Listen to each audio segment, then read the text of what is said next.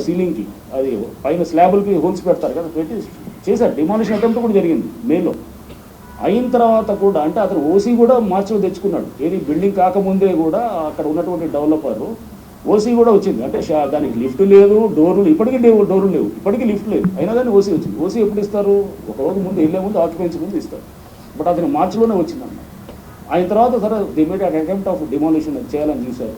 చూసిన తర్వాత అది సరే మళ్ళీ ఆగింది. అతను ఎక్కడ కోర్టుకు పోలేదు, ఏం లేదు, ఏం జరగలేదు. మళ్ళీ ఇప్పుడు మీ మేడ్ డిమాలిషన్. బఫర్ జోన్లో how can you do a construction? And నీకు ఇచ్చింది పర్మిషన్ ఒక లెవెల్ అయితే కనుక దాని మీద ఇంకో నీకు అంతస్తులు ఎక్కువ వేస్తున్నాను, వేసి ఇష్టం అనమాట. అంటే మీరు ఇష్టారాజ్యంగా చేస్తుంటే కనుక డెఫినెట్గా Hydraa will be definitely they will not. Hydraa అనేది ఏజెన్సీ పెట్టింది అందుకోసం. ఇట్లాంటి వాటిలందరి మీద ఖచ్చితంగా యాక్షన్ తీసుకోవడానికి ఉంటుంది. సో దీన్ని చేసేటప్పుడు మేము వీఆర్ ఫీల్డ్ లెవెల్లో యాక్షన్ అనేది ఖచ్చితంగా హైడ్రా అనేది will concentrate, will try to show results on the ground.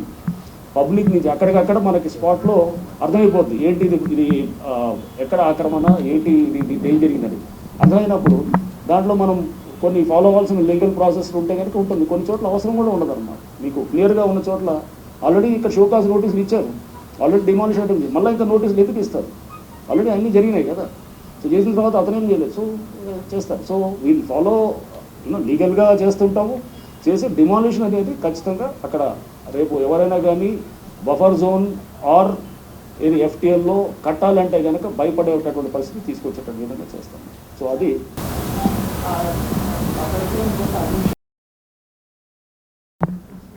Yes exactly. So that also ఎంక్వైరీలో అది కూడా ఉంటుంది. వాళ్ళ మీద కూడా చేసి we'll make an vigilance enquiry on to that and we'll submit to the government also. ఇవన్నీ ఉంటుంది. Officers everywhere wherever they have given permissions, and itla edi negligent ga gaani or there is some connivance or whatever or edunna gaani kuda, so we'll make an inquiry on such officers chesi government ki kuda we'll submit a report. And repo police station vaste ganaka they might be booked under, we might prosecute them criminally also. Adi kuda untundi.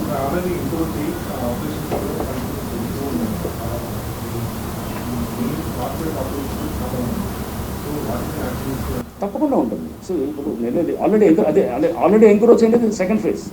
ఇప్పుడు already encroach అయ్యి అక్కడ ఒక building కట్టారు, దాంట్లో already apartments ఉన్నాయంటే yes దాన్ని లీగల్గా నోటీసులు ఇవ్వాలి. పర్మిషన్స్ ఇచ్చినాయంటే చెప్పాను కదా, నోటీసులు ఇచ్చి ఆ ప్రాసెస్ ఫాలో అవ్వాలి.